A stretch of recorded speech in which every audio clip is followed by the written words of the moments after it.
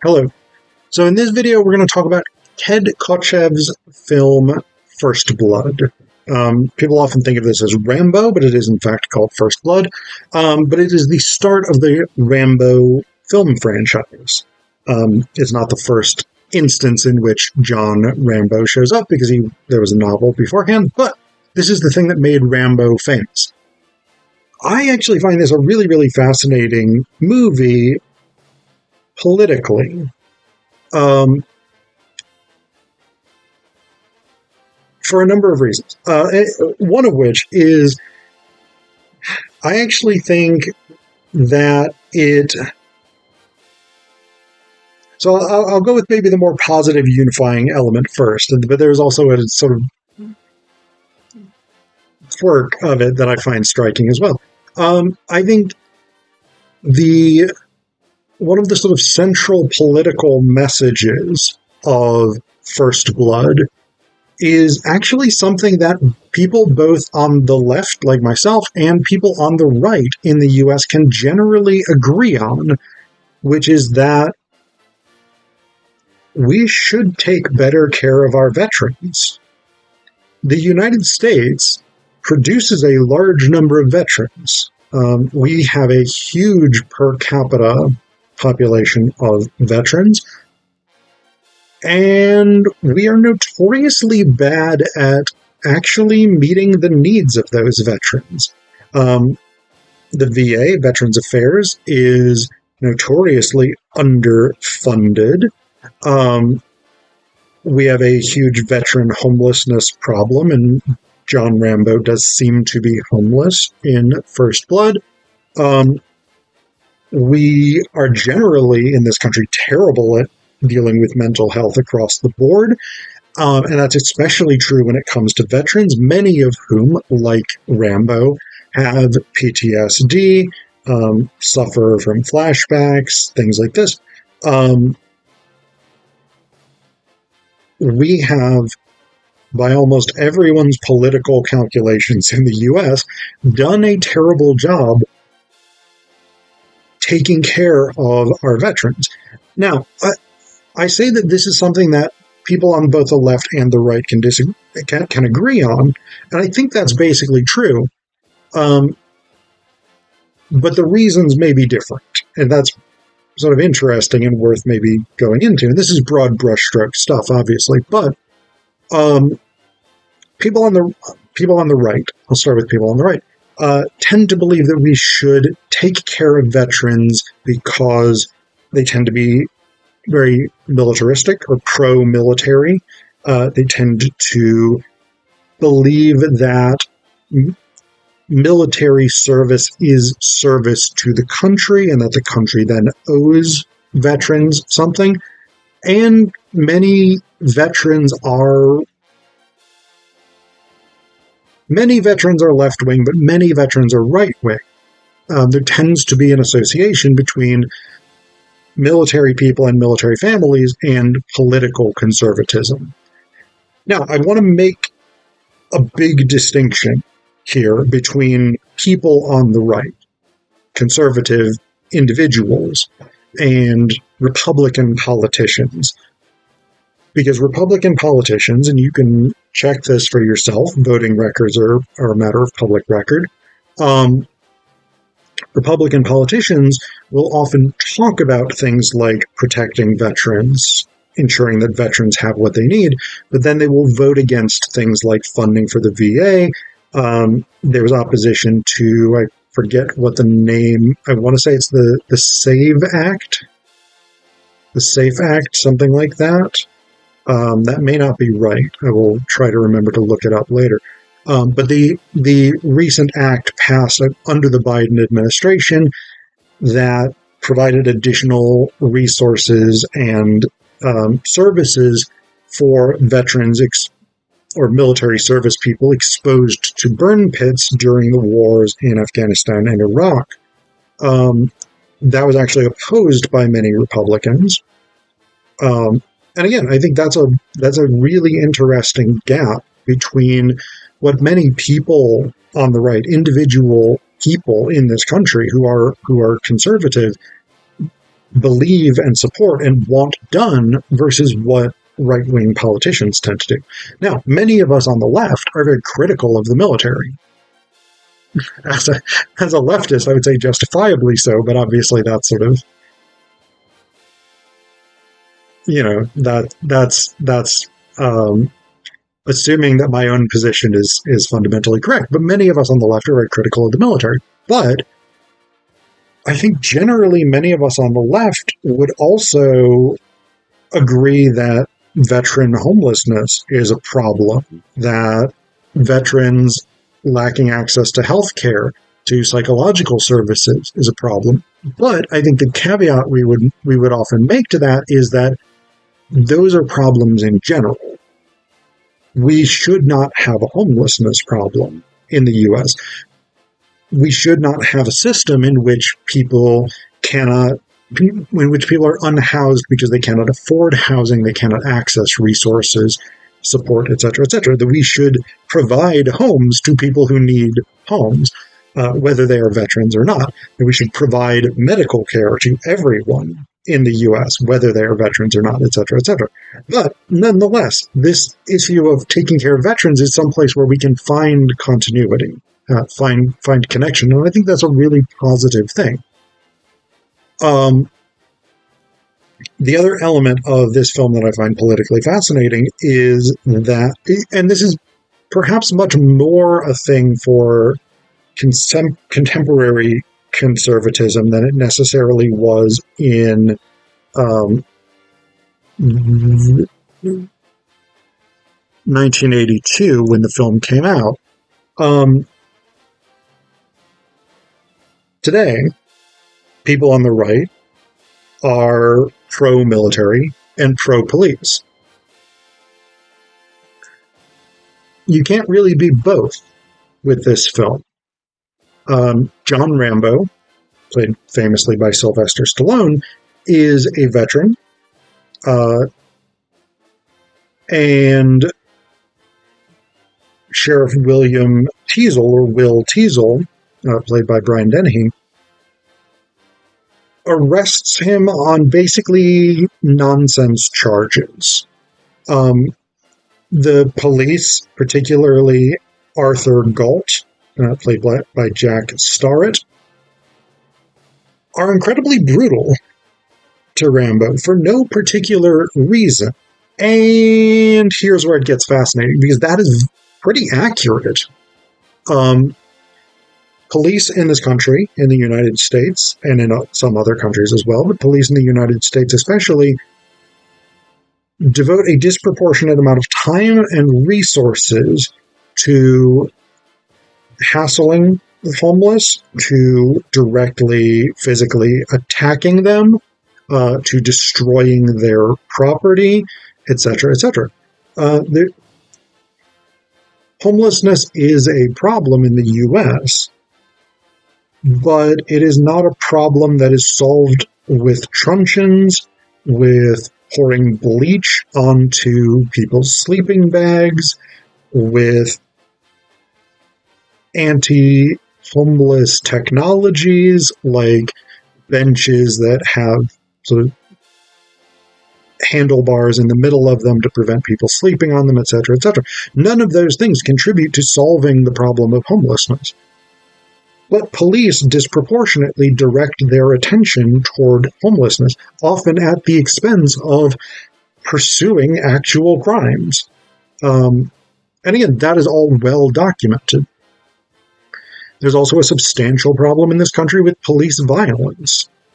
Again, substantially well documented, particularly against African Americans, although Rambo is not African American. But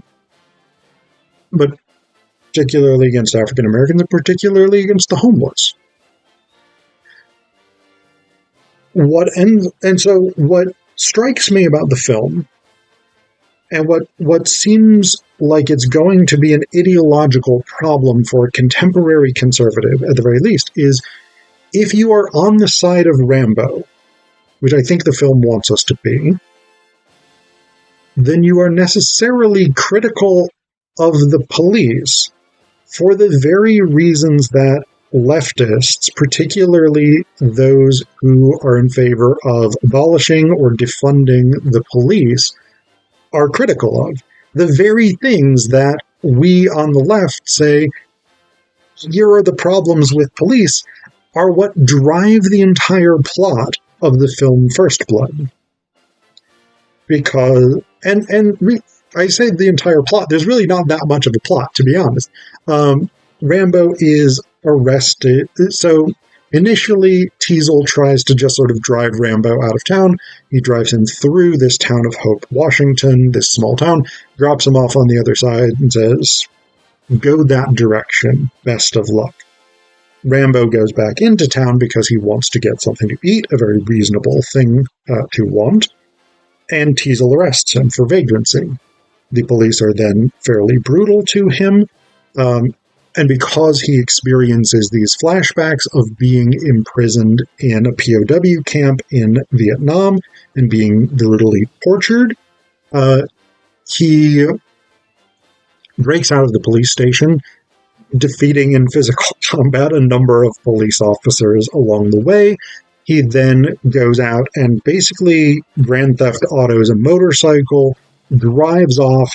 Teasel goes after him. We have this sort of extended chase sequence, and Rambo ends up in the mountains where he is able to use his guerrilla combat training as a former Green Beret to basically just defeat this entire sheriff's department.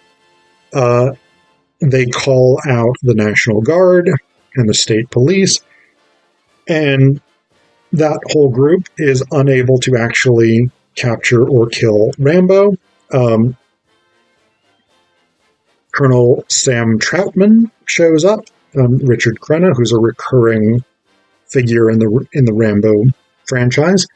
And he's basically like, yeah, you're just not going to beat Rambo. He's so good at this kind of warfare, you will not defeat him.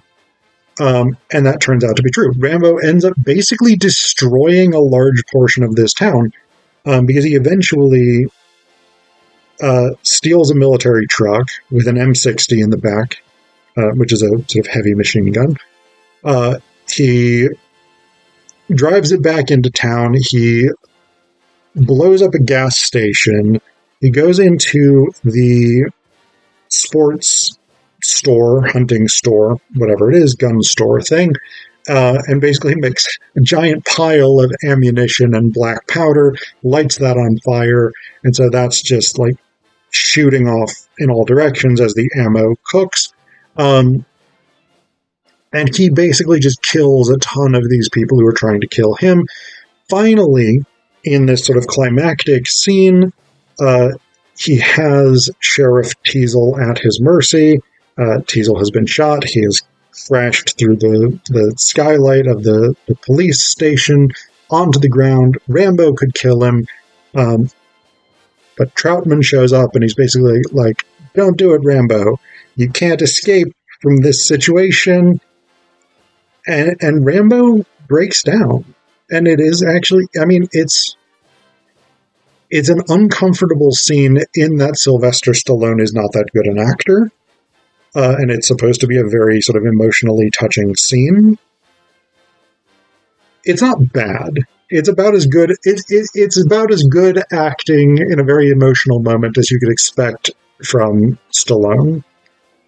But he's not a good actor, so you got to accept that. But it emotionally, it is this very sort of climactic point where Rambo talks about how he has lost all of his friends. Either they died in Vietnam or the one other person from his unit who made it back died of cancer because of Agent Orange that he encountered in Vietnam. He talks about having basically PTSD. The sort of continually experiencing again in his mind the horrific death of one of his friends, his inability to exist in civilian life, to hold down a job, even sort of the most basic low-skilled job, etc., etc. And it is this very horrific moment in the sense that this character who has throughout this film seemed so strong and so tough, we see this vulnerability. And again, I think that's why this film is actually such a good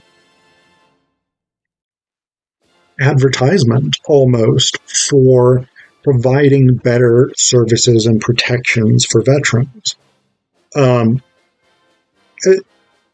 Troutman does convince Rambo to give himself up, and that's the end of the film.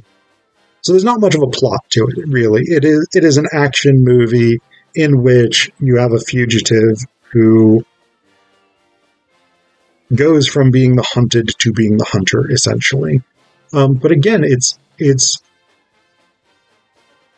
politically fascinating. It's ideologically critical, very deeply critical of American society and the failures of American society. And there is a certain degree of sort of direct critique of Americans, the American response, particularly the anti-war and leftist response to individual Vietnam veterans when they returned from Vietnam.